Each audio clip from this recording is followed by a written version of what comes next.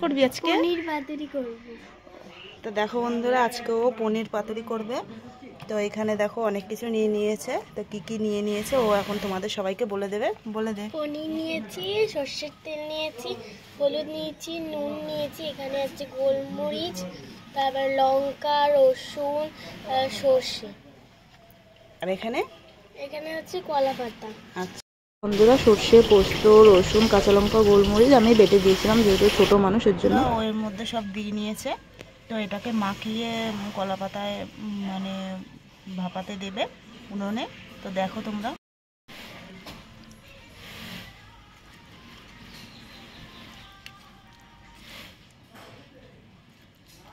পাতুরিগুলো দিয়ে দিই। তো দেখো এই পাতার মধ্যে দিয়ে দিয়েছে। তো এই পাতাটাকে এবার মুড়িয়ে এবার উনুনে পাত্রের উপর দেবো। এটা একটু ভাজবো।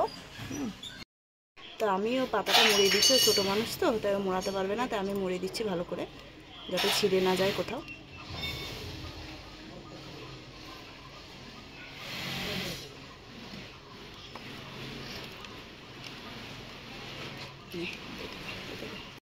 দিয়ে দিচ্ছে তেলের মধ্যে, ওইটা আমরা ভেজে নেব। হয়ে গেছে, আমরা দিয়ে দিলাম এই পাতাটা।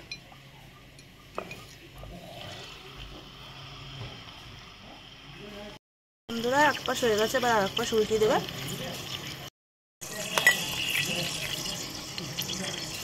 বন্ধুরা, আমাদের রেডি হয়ে গেছে পনির পাতুরি। তো এখন খুলবে, দেখো কেরম এসছে কালারটা।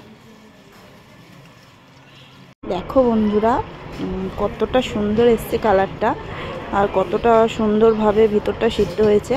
তো দেখো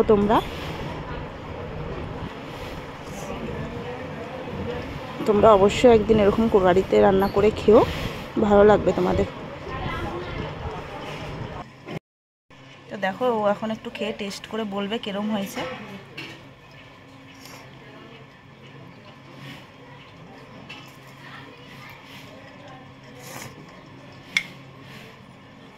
হেমনা, বল কেমন হয়েছে?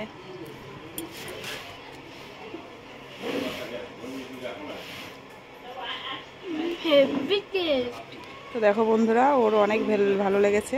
তো তোমরাও একদিন এরকম রান্না করে খেয়ে দেখো, তোমাদের অবশ্যই ভালো লাগবে। আর ভিডিওটা কেমন লাগলো সবাই অবশ্যই কমেন্ট করে বলো।